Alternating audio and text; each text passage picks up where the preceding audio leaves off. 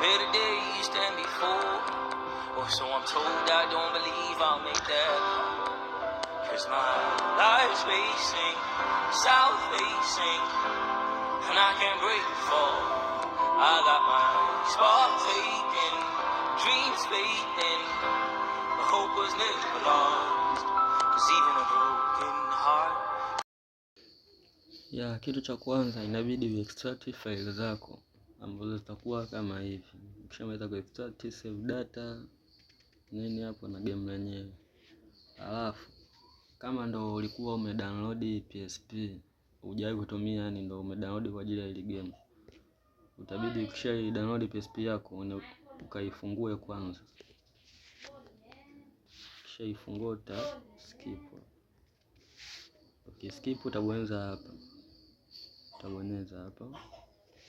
Alafu utaenda mpaka kwenye faili zako ambazo ulizoziweka.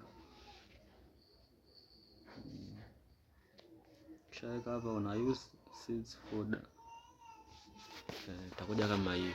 Ukishakuja kama hivi, anza kwanza kuliplay ile game.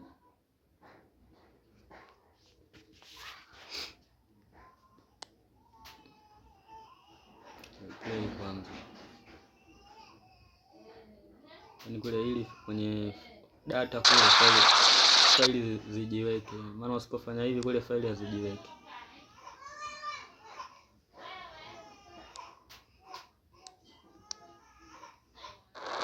Ukishamaliza hapo sasa ndo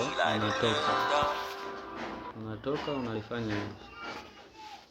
Ukifanya hivyo hapo unabonyeza hapa kwenye save data, unachukua unakat.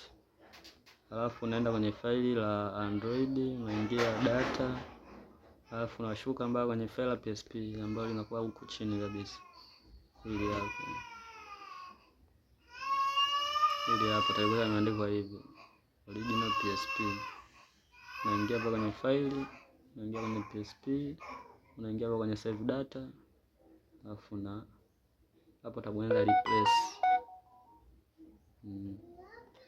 Manake hapa ilipo file ya save data, text ile yalipo.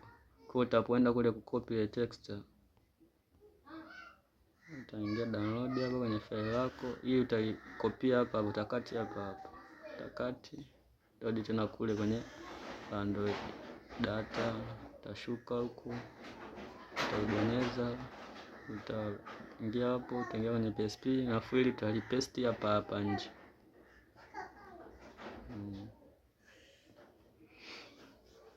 Utalipesta hapo, utasubiri ijae.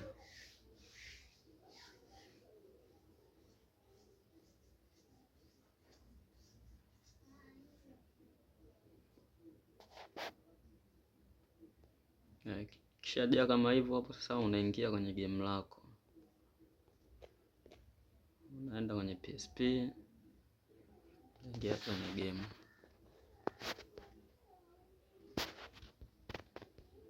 Ambapo unarudi tena unabonyeza hapa kwenye browser. Unarudi hapa kwenye file lako uloweka game hapo.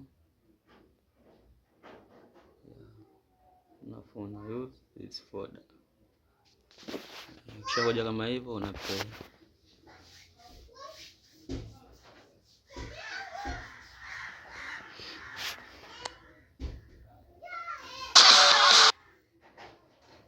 Hapo umeona ishabadilika.